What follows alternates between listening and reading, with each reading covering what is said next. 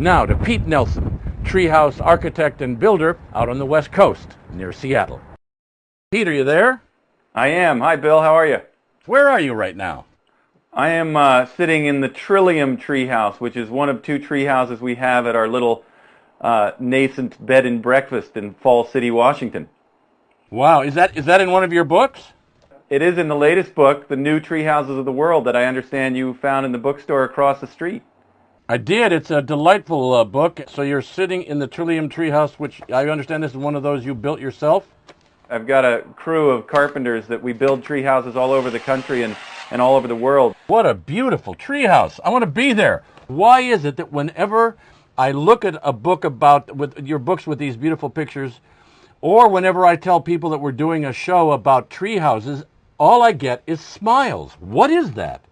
I think it's that trees have always been something that people are attracted to. You know, they are the great protectors, you know, from way back when. We all felt a little calmer, you know, it was a place to hide out from predators, maybe. What are the benefits, the added benefits that come from working or living in a treehouse? Well, I think naturally your heart rate drops. This is something that I've heard. I tend to believe it, but you climb up into a tree and all of a sudden you feel safe, your heart rate drops. So that's a benefit.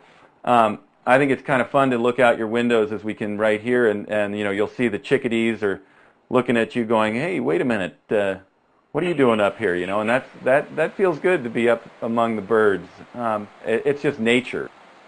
One of the most recent expressions of this, which we see throughout the history of human literature and art, Avatar, the great central home was the home tree. I cried when that came down. I literally cried, yeah. The last time I talked to evolutionists, they say, in fact, it does seem that humans evolved, if you go back far enough, from something, a creature whose name is the pen-tailed tree shrew.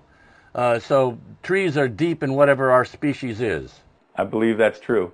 Did you have to invent a whole new kind of engineering to be able to do this inanimate joined to the animate?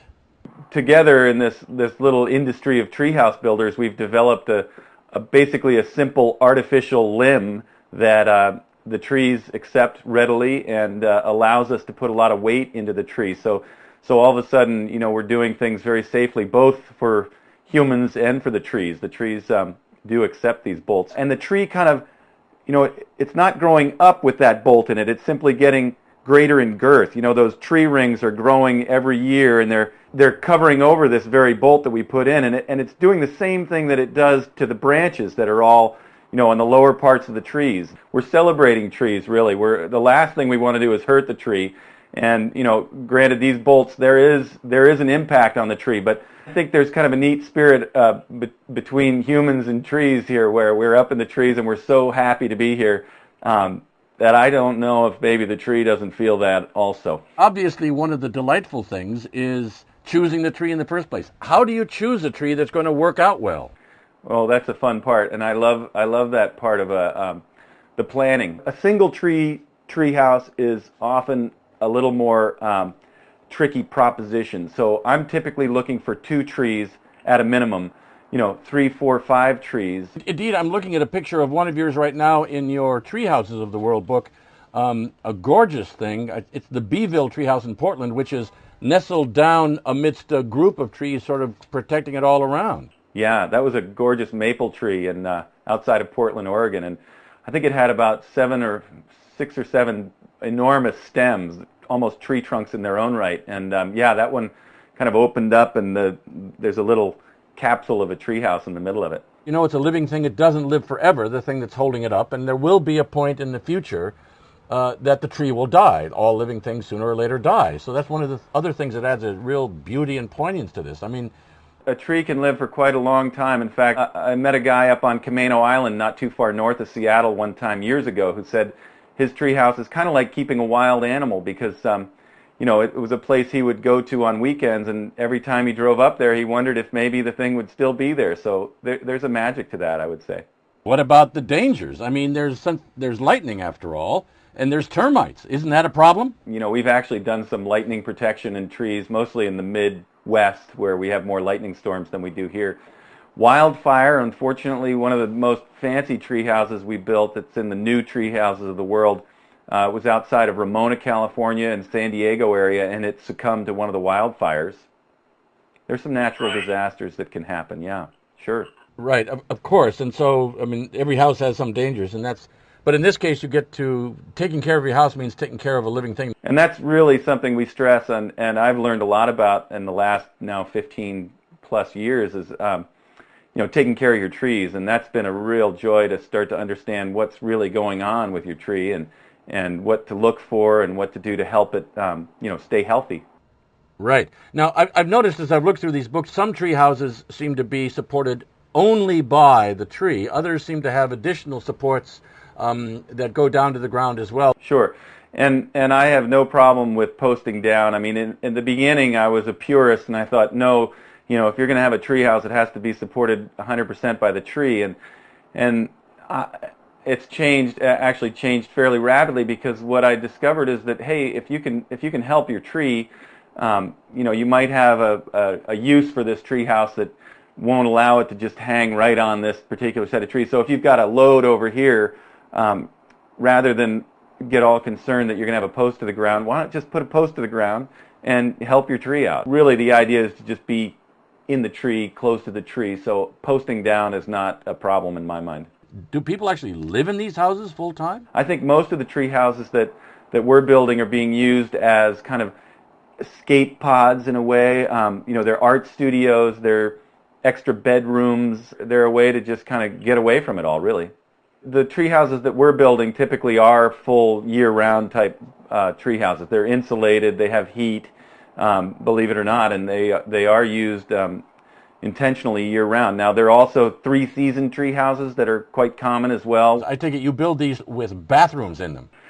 Yes, we do, and not every tree house gets a bathroom by any means, but there's some pretty simple ways to do it. For instance, there's a product we use quite a bit called the Incinelet, which literally plugs into the wall and turns everything to ash, and easy to set up. I mean, they just come in a box from Dallas, Texas, and you pull it out of the box, plug it into the wall. You got to pipe it, but it's pretty neat. I don't believe what I'm looking at here. In one of your books, this is the New Tree Houses of the World. This is a tree house that has a fireplace in it. Isn't that sort of a contradiction in terms? Isn't it a bit dangerous? It seems so, although it's a gas fireplace and it's a direct vent, so it does create quite a bit of heat, but no sparks. I see that this is a tree house built on a tree or trees that are on a slope so that there can be a level walkway to enter the tree house, and you don't have to go up to get to the tree house. That's one whole category of tree houses you've got. Yeah, and that's very convenient. It's very popular. I mean, you can just walk right out, and all of a sudden you're 16 feet up in a beautiful tree. ABC News Now. Good to know. We're talking to Pete Nelson, the architect and builder of tree houses, most of them for adults, and the author of these beautiful books, Tree Houses of the World. Pete Nelson, out on the West Coast near Seattle. This is New Tree Houses of the World. Of the world, you mean this is a movement around the world you're seeing in many different countries? Yes, there's no doubt. In Europe right now, it seems Germany and the Netherlands, France, those European countries have really gotten excited about this. Also, Japan. There's a man over there, good friend of mine now, Taka, who's doing a lot of great work in Japan, and they're springing up in the Asian countries. I've heard of places down in Thailand and even Burma now. There's a place that you can go stay in a tree house. It's a good 4-day trek or something. So I think they are taking off around the world. I've just discovered a tree house here that I just can't stand not being able to visit this minute. It looks gorgeous. The Driftwood Inn in South Puget Sound. There's these bedrooms in there that look just gorgeous, as does the treehouse itself. Is that a private house? We didn't spare any details on that. It's really a neat thing. In fact, those beds you see in the second level, they have all kinds of hidden compartments. There are 2 children that live there, and so the dad was very excited about creating a kind of a magical space. So there's all sorts of little cubby holes where you take out a shelf, and there's secret little compartments all over those beautiful beds. We're definitely building for the adults, and oftentimes it's kind of fun, Bill, but we'll go to a particular house, and the parents have asked us to come for their children, and they'll look at the pictures that you're looking at in the book and sort of decide right then and there that maybe this is something that they could, make a little bit bigger and turn into their studio when the kids are grown up, and that happens quite a bit. Pete, we're out of time. Time for the trip up the viewer question. What is the cambium layer? The cambium layer is that live tissue right below the bark in a tree. So any tree that you go to, there's the bark, and right below it is this wet layer that actually does a lot of the transportation, both up and down, of nutrients to the tree. So that's the living part. The reason that when you girdle a tree, it dies because if you cut into the cambium layer all the way around the tree, that's got no way to get the nutrients up to the top. That's exactly right. Pete Nelson, thanks so much for talking to Nature's Edge. Thank you, Bill. I appreciate it.